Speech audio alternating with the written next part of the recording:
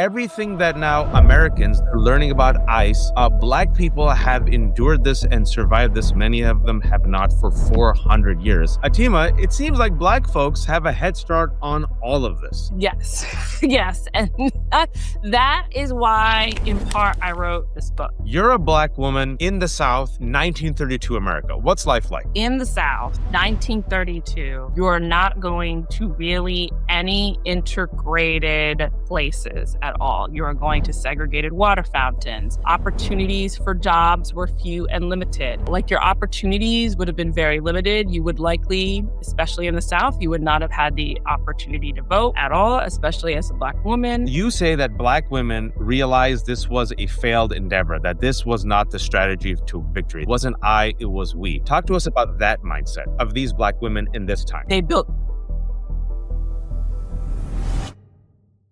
But this is as good as it gets for me, and that's as good as it gets for you. But this is us learning, folks. We're talking about when you grow up a person of color, Black woman, oftentimes we're taught, don't promote yourself, just be in the background. It's okay. But then we have to learn how to flex. And so I was taught to shamelessly promote my book. And then we got Atima with her book, Atima Omara, the author of the new book, The Instigators. It's a very important book, how Black women have been essential to American democracy and what we can learn from them. Atima, pick up the book and show everyone the beautiful book. Well, I have a copy here, but here's Thanks. the book. Atima Omara is here. I'm so glad she could join us. She is the founder of the Omara Strategy Group, which is an award-winning political and advocacy consulting firm right here in Virginia. And she is also the author of the new book, The Instigators, How Black Women Have Been Essential to American Democracy and What We Can Learn from Them. And, Atima, just about 5 minutes ago, I had Jen Budd on. Jen Budd is a whistleblower. Jen Budd used to be a senior Border Patrol officer. Since then, she's become an immigration rights activist. Since then, she says abolish ICE. She just wrote this book talking about what ICE is, the culture of ICE. And we've had Jen on several times, and I've had Jen on with my friends who works in immigration rights attorneys, and they've talked about the history of the criminalization of immigrants. And wait for it, that history stems from America's history of slavery and the slave patrol. And so what I was telling Jen was everything that now Americans, those who are white, but not just white, those who are upper middle class, people of color in the suburbs, what they're learning about ICE, Black people have endured this and survived this. Many of them have not for 400 years. And Black women have endured or tried to survive their version of ICE, the slave patrols. And so maybe, just maybe, we can learn something from the Black folks who've had to endure ICE for hundreds of years in America. Your response to my statement? Yes, well, accurate. And I mean, not even just slavery, but then you go into Jim Crow, and then you go into the terrorism that was the Klan forming after Reconstruction fell in the South. And then you had Jim Crow, and then you had essentially the policing system and structure that would keep them from voting, that would try and keep them from being in certain buildings, keeping separate but equal. I have some of the women I've profiled in my book were women who were literally physically removed from trains before they put in a separate but equal, because for a while it was actually integrated due to what happened during Reconstruction. And then when they were desegregating trains, they would literally physically throw Black women in, off the train. Ida B. Wells was one, and she actually filed a lawsuit against the train company for it. But yeah, it's been continued. And then it kind of changes into, you've got ICE or going after Black and brown immigrants. And then you have police who, driving while Black. We all know that. So and the reason, I'm bringing it this way is everything that Americans are now facing, the threat of their vote not being counted, the threat of being detained and manhandled at airports or in the streets by ICE, the fact that their government can't be trusted, the fact that they're not getting representation in the media, the fact that they're being dehumanized and called Antifa and terrorists and savages and criminals. Atima, it seems like Black folks have a head start on all of this. Yes, yes. And that is why, in part, I wrote this book. That is a big part of what inspired me, is because Black people in this country, especially Black women, have really had to sit with, all of the systems, how to survive systemic discrimination, whether it be in the workplace, whether it be in your personal life, in so many different ways. Healthcare system, like literally, how are you going to be treated? And I was thinking back to, for me as an organizer, having worked on a number of campaigns, whenever I would get frustrated with the lack of progress, I would think of those who are in harder circumstances where authoritarianism thrived in much of the Jim Crow South and Right. even parts of the North, and how these Black women responded to those moments, how they organized, how they worked around it. Because I think, as I say, and what we can learn from them is part of that subtitle for a reason, because there are lessons to be taken from their, not even like resilience, but their stamina, their strategic know-how, their brilliance for pushing toward the actual multiracial democracy that we have as a result of their work. And also creativity, right? Because I think what people don't realize is not only were they women at a time where there's still, of course, double standards and misogyny, but there were Black women. And Yeah. and I want to tease out the book so people can read it. But there is, you kind of start off this book because I thought like, oh yeah, you sit there and you think about it, like they were doing this groundbreaking work at a time where you literally, if you're in a sundown town and you literally cross the border while Black at 6 p.m., you get lynched. Yeah. And so the way you titled it is "We Live for the We, Instigating in the Shadows." Before we get to instigating in the shadows, because they had to do it so DL, can you Mhm. just set the scene? You're a Black woman in the South, 1932 America. What's life like? Wow. Okay. So in the South, 1932, well, you're not going to really any integrated places at all. You're going to segregated water fountains. The school you are likely in, I'm going to put myself in the body of Barbara Johns, who was a teenager in the 40s and the 50s. She would have been gone to a school that would have been an all Black school. It would have been a school that was falling apart compared to their white counterparts. Opportunities for jobs were few and limited. Domestic school teacher, if you were able to like have a family that pulled together some money for you to go to a teacher's college, that would have been segregated. You would have, if you, or been maybe a nurse in a Black hospital, like your opportunities would have been very limited. You would likely, especially in the South, you would not have had the opportunity to vote at all, especially as a Black woman. You would have also been very worried if you were working in a home as a domestic, as a nanny, as a washwoman, worried about sexual assault, worried about by the white folks that you worked for. You would have been worried about physical assault. You would have had to ride on the back of the bus if you were able to get on the bus, and sometimes you would have been thrown off the bus if all white people need to be on the bus.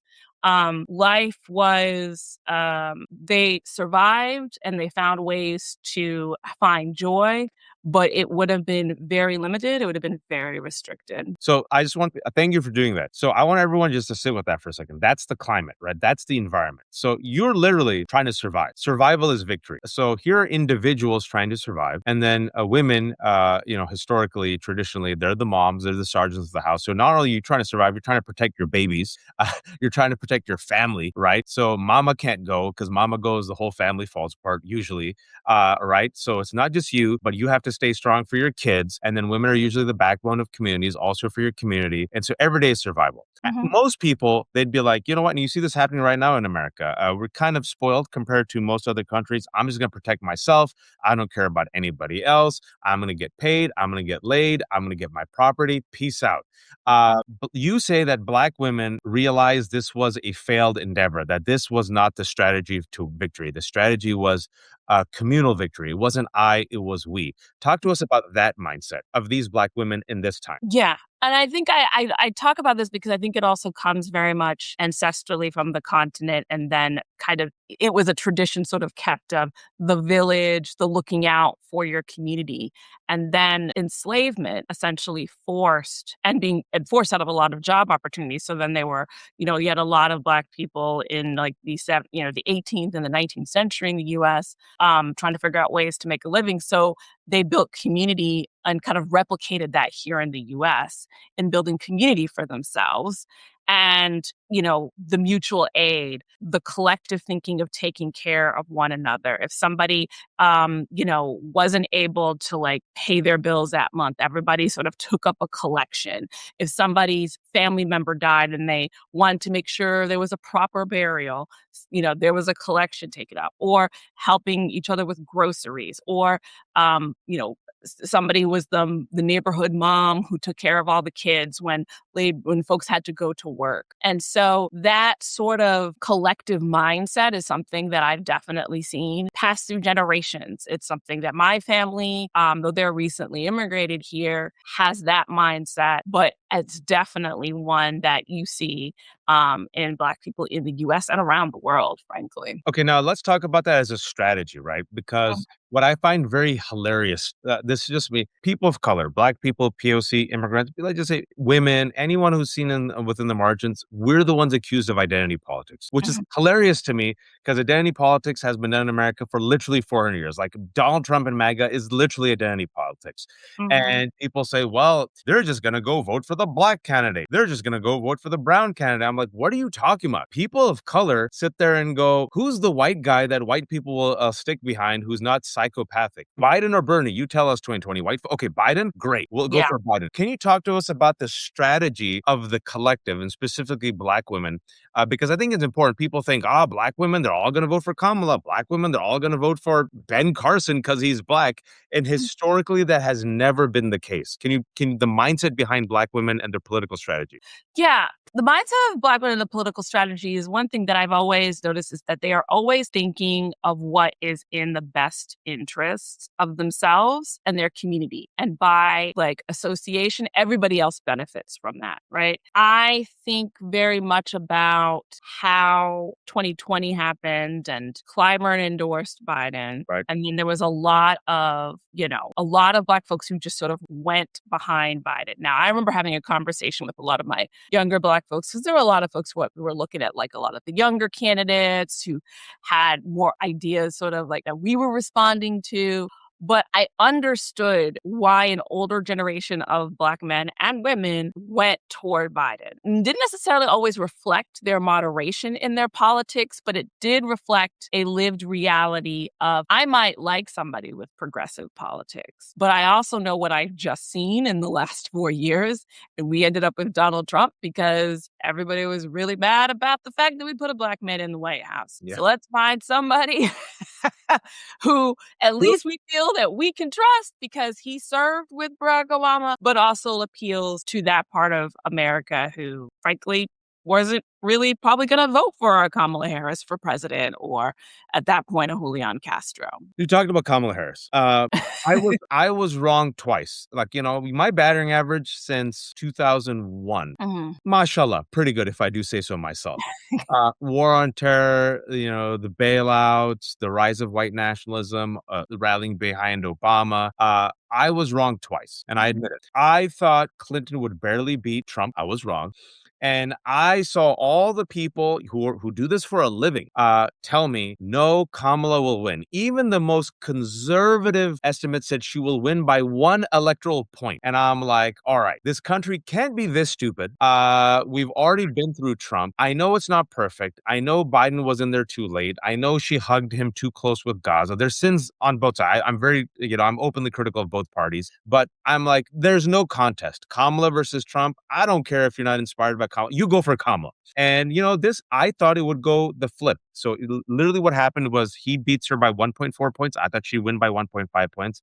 He gets 300 something electoral college. I thought it'd be the same thing, right? It just flipped. When you saw the results as a Black woman, what was your response? Because I talked to some Black folks, my neighbors in particular, and they were just calm. They're like, oh yeah, we knew she was going to lose. White America was never going to vote for her. Your response on election night? My response on election night, besides disgust and we're really going to do this again, we're really going to do this again, was instantly, and I write about this in the book, was instantly to think, all right, the things that needed to happen to make sure she won, the people, the strategy around her, all of that, everybody's going to put it on her and blame her for not doing enough when she was saddled with the 107 days to make up the gap. I say it's one of Joe Biden's three major sins. He screwed her. Basically. Just, there's no really nice way to put it. I was tasked with an operation and everything that was built in his image. And she was trying to get that over the finish line while also trying to toe this line of she was still his VP. And there was lots of behind the scenes about no daylight and no daylight, kid, no daylight. In between, Biden and her. Like this. Right. And then there was just sort of, we see it in like the voter engagement and turnout. There's been lots of, articles that have come out since then about the lack of focus on the base, turning them out, that Black campaign staffers on the ground were running their own renegade operations to knock on doors because they were being neglected in favor of the Liz Cheney voters. Really come and vote for us. I was hopeful because her numbers were doing well. The rallies, that energy was 2008. Yeah, it was. Yeah, it was just nothing like I'd seen since 2008. But I really think at the end of the day, there was a lot of strategy also put into play or not put into play at all. That didn't help her. And instead of saying, you know what, the strategy of always trying to appeal to white moderate voters, strategy of not engaging in, not engaging our base early on.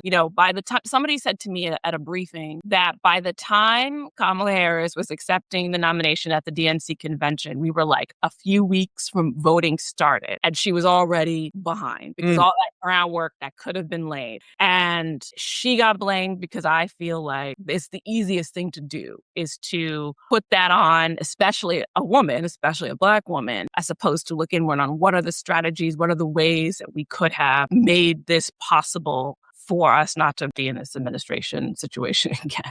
And what I see with Kamala in many ways, she is her own woman. She made her choices. So I blame her as well. But to your point, the tragedy is the system that she tried to protect screwed her. Yeah. Was told, think about it, folks. I say I'm trying to be very fair. What the stuff that Biden does well, Build Back Better. He tried. The centrists are the ones who neutered it. Infrastructure bill, Ketanji Brown Jackson, supporting Obama, fantastic. His trademark empathy, still to this day, absent for Palestinians who are being genocided. Just a blind spot. One of his three major sins. Second major sin, Merrick Garland of it all. Slow walked everything, no accountability. Third sin is he should have kept to his initial either promise or what he was insinuating is I'm going to be a transitional president, gives Kamala 3 months, screws her. She's got 3 months. Then she's got to find Tim Walz. Then for those who are saying that quote, Kamala Harris says that Joe Biden said, no daylight. It's about my legacy. You can't separate from my sins and mistakes. You got to sit there and you got to either be quiet or you got to accept it. You can't criticize me. And then they got David Plouffe, a white man, to come on in the second half as a campaign manager. They decide then, you know what? Let's abandon our most loyal base, Black people and people of color and young people who are saying talk about Gaza. And then let's go court. We think we can win with these never Trumpers or maybe these undecided, let's be honest, whites. And meanwhile, you see Black women. I looked at the polls. Black women understood the assignment, despite, in my opinion, being kind of neglected. They're like, we'll do the right thing. So 90+% of Black women came out and voted for her. Then the second group that understood the assignment was Jewish women. They came out and did it, right? But I think this was so telling. Is that you see a Black woman try to help the system for the greater good. The system that is run by white men throws her under the bus. She gets punished for not separating from that system. She gets told to go court the white man instead of the people of color, and this is the result. No, I mean, this is a woman who literally, was it like Ginger Rogers did everything Fred Astaire did, but backwards and in high heels? Like, she had a pretty flawless political career. I remember, I think it was Matthew Iglesias, because I cite one of the tweets or quotes, but had said, I don't even know why Kamala Harris, that we should have had an open primary. Kamala Harris was a terrible candidate. Like, she was never good. And I'm like, this is a woman who won every single election that she ran. Local district attorney in San Francisco. Yeah, I'm from the Bay. I saw her. Right. The bloody politics that is being a progressive and a liberal and a Democrat in San Francisco. And she emerged from that. Then she went on to become attorney general twice statewide, beat all these other candidates, and then went on to become U.S. senator in California. This is not like some place where it's like she was just the lone, like, sort of big fish in a pond. She, as a woman of color, had to battle her way through all of this. And to like literally say, oh, well, she had this one bad presidential campaign. Joe Biden had 2 bad presidential campaigns. Like, there's a number of people, men, who have run for president multiple times before they got it. But that wasn't what people wanted to remember. Oh, she messed up like this one. So of course she was unqualified. She doesn't know what she's talking about. And then to try and like make a way through the system. And I think in her mind, I always think about that quote where she talks about how her mother says, you open the door and, you know, you might be the first one in, but don't let yourself be the last. And from those I know who worked closely around her, I know that that was sort of her ethos in thinking about how she tried to help additional people and mentor people who came into government and into politics. Like, I remember Jasmine Crockett's story, but when, you know, Jasmine Crockett was dealing with some of the worst in one of her, after she had one of her statements, one of her many fiery statements, and she just got an onslaught on social media, and how, you know, she mentions how much Harris just like checked in with her and just like was like, are you okay? Like, do you need a moment? Like, how are you?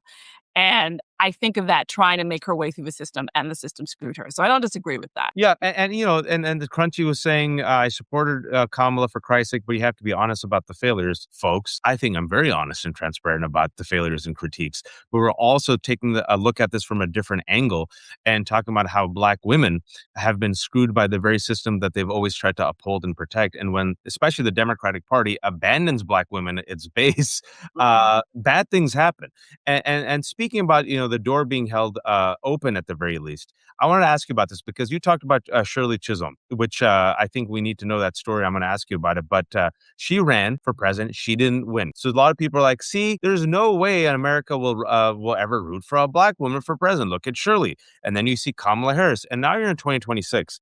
And you've heard this. I'm sure you've heard this. And I completely disagree with this, by the way. And I'll explain why. And I want your take on this. You ran Kamala. America just isn't ready. She's a woman and she's the Black. She's the Black and the woman together. She's a Black woman. You need a straight Christian white male with great hair who's super white with white teeth. That's the only person that could win. And he has white children and a white wife, and he drinks white wine. I think that's bullshit. I don't buy that for a second. Your response. We gave you Kamala. All right, we gave you Kamala. You guys, it's like what happens with movies and TV shows. We tried the all Asian cast. It failed. Let's go spend $80 million on like the 17th remake of a white love story that'll fail. Or we won't make another Asian cast. You know, it's the stuff we hear all the time in the media. It's the same thing in politics. Your response to that? Yeah, no, 1000%. And it's absolutely ridiculous because the studies show, like Barbara Lee Foundation, not a fabulous former Congresswoman, now Oakland mayor, who used to do research, Barbara Lee Foundation, when it was still open, did a lot of research on women in politics. And people are willing to vote for women candidates. They are increasingly willing to vote for women of color, Black women elected officials. Well, here is the challenge, though, is that there are still a separate set of expectations for those women, people of color, who are running for public office. When I think about the number of times people said, well, what did she do as vice president? Did anybody ask Joe Biden what he did as vice president? Can you name any of the other vice presidents we've ever had? No. There's a reason for that, because there's 2 literal constitutional jobs they have: breaking a tie in the Senate and stepping in when something happens to the president of the United States. But she was held to a standard where she was expected to like do all of these things, like solve world hunger, something like that. And so there are people willing to vote for, but what I noticed was a pattern of undermining her as vice president in the media, asking what she was doing as vice president, making fun of her laugh, stories that would come out about disarray in her office. I remember. Yeah. And nobody would go on the record, though. Nobody would go on the record. And I knew bunches of people in her circle. And I'm like, what is happening here? And she talks about it in her own book. But, you know, there was no protection. There was no benefit of the doubt, you know, and then she's running against somebody who had how many multiple cases opened against him on various different things. And yet she was the one who was not qualified, not prepared, was being questioned. We give a lot of in this country, and I would say a lot of the West, to the perception of white men are the default in leadership. And people think, okay, because that is the case, then sexism, that racism is real, then I'm just going to go to vote for the white guy. You're just going to continue to like the white guy unless you actually give the Black woman, the person of color, the Asian woman, the Latino woman, the Asian man, and you actually vote for them. I heard this a number of times, like just even reading about Jasmine Crockett in her race. There were folks who were like, I really love her, but I'm going to vote for James because I think that's how Texans are going to vote. That was very common. That goes back to the strategic vote of many people of color. Because, folks, Mhm. we're talking about people of color right now. I've heard Mhm. from people of color say, no, I don't have faith in white America. They're racist. There's no way they're going to vote for like Muslims. It Yeah. doesn't matter. Yeah. Muslims, Yeah. brown people, Black people. So here's this mediocre white guy who's pretty good. I think this person of color actually is good, but whites aren't going to vote for it. And so we literally like succumb to this type of thinking. And it's like, nah, I've been burned once, been burned twice, been burned 3 times. And is this where white allies have to step in and be Atima and be like, we got your back, and then to give our communities hope, or do Yeah. we have to find a way to say inshallah and keep forward? Well, certainly, I think it's a little bit of both, right? Like we got to keep forward with the Jasmine Crockett's, the Stacey Abrams, all of the women like that should keep running and should keep pushing forward. But I do think, I think about this, our congresswoman, our first Black congresswoman from Virginia, Jennifer McClellan, she talked about this, and I also mentioned this in the book, where she says, when I was running for governor, I called somebody who had followed Black women or listened to Black women on our website. So I thought, oh, okay, I've known her for years, worked on various causes together. I'll give her a call, ask for her support, a donation. Well, she said she was going to vote for one of the white guys in the race. And she said, why? Well, I've known him long. That's it. It was not policy. It was not. That's how human beings are. I've just known him longer. And she's like, okay, well, then you should probably take the follow and listen to Black women off your website. It was kind of like, I almost wanted to say that to her, right? And, I'm not saying like vote for somebody because of their skin color. I don't think that's what either one of us are saying. No. All things are being equal. If that were the case, I would be supporting Kash Patel and Vivek Ramaswamy. I never have, folks. All right. Right. Yes. Right. And it's not that when all things are equal. The data shows, and I put this in the book as well, that when you have progressive Black women and other people of color in office, particularly they actually said it was like Black and Latino women. I think Asian women were just not that far behind. The legislation that is progressively passed is higher. Like that's actual progressive legislation that's focused on poverty, that's focused on building a social safety net, that's dealing with healthcare. A lot more of those policies, just like they did like a study of a number of different state legislatures. And the progressive legislation that was passed by progressive Black and Latino women as it related to economic justice, criminal justice reform, social safety net. And so why don't we want a democracy that is reflective of our great diversity and has people in leadership who have experienced or know people who have experienced being marginalized, whether it's economically, politically, socially, and making sure their concerns, their needs are being met in government. And you know what? The benefit is that identity politics, going back to your earlier point, is what has made our democracy a multiracial democracy. Wanting trans and non-binary folks and queer folks to have rights, the people at Stonewall, it made it possible for folks not to be in the closet if they didn't want to be in the closet. It made it like Black people fighting for, and those were Black and brown people who like started the uprising in Stonewall. I want to give a shout out to instigator Marsha P. Johnson, going back to my book. But also voting rights in this country. Black people fighting for voting rights made it possible for other communities of color. The Voting Rights Act of 1965 made it possible for other people of color to have better access to voting and voting rights, period. The Civil Rights Movement made it possible for the Immigration and Naturalization Act of 65, which made it possible for more Black and brown people to come to the U.S., something something that a certain White House counselor does not like, that works for Donald Trump. There's just so many different things that was made possible in this country because of the vanguard work of these instigators that I call them, but Black women. And also, speaking about that, I'm only here in this country or born in this country and not say in Pakistan, is because of the 1965 Immigration Nationality Act that you were talking about, which only passed on the heels of the Civil Rights Act. And Yes. and because of that mass mobilization and that type of awareness at that time, America really had no good explanation of why they had this extremely restrictive and racist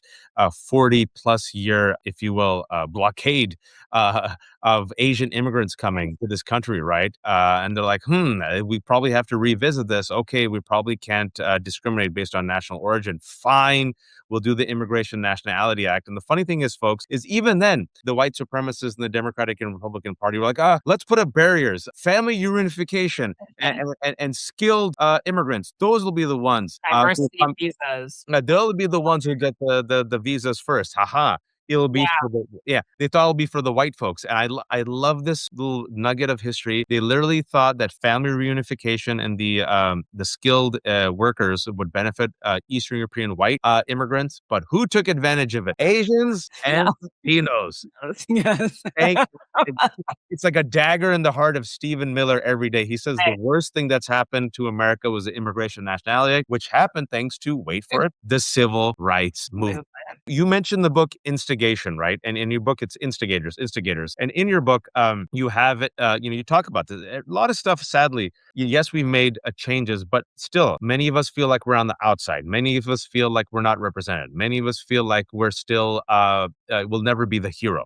Our job is just to be the sidekick, right? The same thing you described. I had to talk to South Asian Muslims about Zohran Mamdani. They'll never vote for him. Zohran, folks, these are educated individuals who are proudly South Asian and Muslim. I literally heard it in a fundraiser. My recommendation to Zohran, just don't be too Muslim-y. Don't be too South Asian. The whites, don't like this. I've been in this country for just shh. And then Zoran's like, nah, here's an ad in Arabic. Here's an ad in Urdu Hindi. Here's me eating with my hands. They're going to attack me for being an immigrant. I'm an immigrant. They're going to attack me for being brown. I'm brown. They're going to attack me for being Muslim. I'm Muslim. They're going to attack me for being a New Yorker. I'm a New Yorker. They're attacking me for being multiracial. I'm multiracial. They're attacking me for being Democratic Socialist. I'm Democratic Socialist. I'll do it with a smile on my face, and I won't throw anyone under the bus. He is now the most popular elected official in America. What's the lesson for the rest of us there? Well, the lesson for the rest of us is we cannot, in my mind, it's like the limitation. Like sometimes you're putting limitations on yourself and what's possible. And if Black women, taking it back to the book, if Black women, these instigators, I said, okay, this is what happened. This is my life. I'm just going to accept these limitations, these laws, then we wouldn't even have the democracy that we have had, right? Shirley Chisholm had every reason not to run, besides, everybody not telling her, people not wanting to give her money, saying it was impossible. But she blazed a trail that made it possible for somebody like a Hillary Clinton and then a Kamala Harris and a significant, because she was also the first Black woman elected to Congress. 1968, folks, 1968. 1968 made it possible for a whole slew of women of color to come after her in Congress, women in general. Sometimes, even when, and I think about this when it comes to how people say, like, well, they're in power. We can't change anything. We can't do this. We can't do that. Increasingly, right now, people feel apathetic. They feel just completely Apathetic. broke. I think of, and I bring her up because, sort of a gold standard in what she endured that was horrific. And that's Fannie Lou Hamer sitting before the 1964 DNC Convention Credentials Committee, asking for her multiracial delegation to be seated representing Mississippi as opposed to the all-white delegation that had this. And she detailed what she went through to try and register her fellow Black people in Mississippi in her community to vote, how she was jailed, how she was literally beaten for hours, how she was assaulted. I think she had literally internal organ damage that she kind of carried with her for the rest of her life from that, all for trying to vote. trying to register other people to vote. There are people who lost their lives, never got to see the change they sought. But if they had all given up and just accepted the status quo, we wouldn't be where we are, right? The reason I also say that the instigators are in that 18 to 45 demographic is I think that there's a little bit of the arrogance of youth, but there's also when you are growing up in a community where you are seeing injustice and you are seeing nobody do anything about it. Instead of lending that brilliance to maybe a career you might have had, as you were saying at the beginning of this, I'm going to go home. I'm going to go to get my job, have a great career, go home and worry, keep my head down. They stood up. They instigate for change to make it better, to improve their lives, hopefully, but certainly those of their loved ones and their community. And also with there's a quote from Fannie Lou Hamer, which I'm so glad you brought her up. And this, if you heard it, it's the Fannie Lou Hamer quote. I'm sick and tired of being sick and tired. And I feel like for many of us, we need that Fannie Lou Hamer energy. Like, I'm sick and tired. Okay, that's not enough. Everyone's sick and tired. But are you sick and tired of being sick and tired? And I think this is the reason why your book is important because, I was talking to Rebecca Solnit about hope and how hope is so dependent upon memory. You need to have a memory of what happened in the past when things that were seen as impossible became possible. The fall of the USSR, that'll never happen until it did. Women getting the right to vote, that'll never happen until it did. A black man becoming president, that'll never happen until it did. A Muslim man becoming the mayor of New York, that'll never happen until it did. A black Supreme Court justice, that'll never happen until it did, folks. And I feel like this is why we need the memory. And your book is a collection of the past to the present of these black women who were told repeatedly, give up, do nothing. This way. Just protect yourself, protect your family. This is America. Everyone's racist. You'll never get ahead. This is how things are. And they said, nah, let me instigate. And they all instigate in different ways. Instigation didn't just happen in this mass protest or running for president. People did it quietly sometimes at work, communities, in churches, right? And I think that people need this right now because especially the Black experience, even though it'll be very unique, but America's getting a little taste of the Black American experience right now with ICE agents and with people losing their voting rights and people being called terrorists and people losing due process. Can you please shamelessly hold up the copy of your book? Yes. Here it is. All right, shamelessly promote it, Atima. Right. The Instigators, How Black Women Have Been Essential to American Democracy and What We Can Learn from Them. This book is meant to be hopeful. So you're reading a lot of stories of history and read about horrible things happening, but it is how these women took these moments and literally found ways to support their community, to save people's lives, to fight against authoritarianism in their communities, legal systems against them, raised money, found ways to do whatever it was to push for a better world and gave us the multiracial democracy that we have had. And so I wrote this book because I wanted folks to take lessons and strategic tips on what they can be doing in their communities.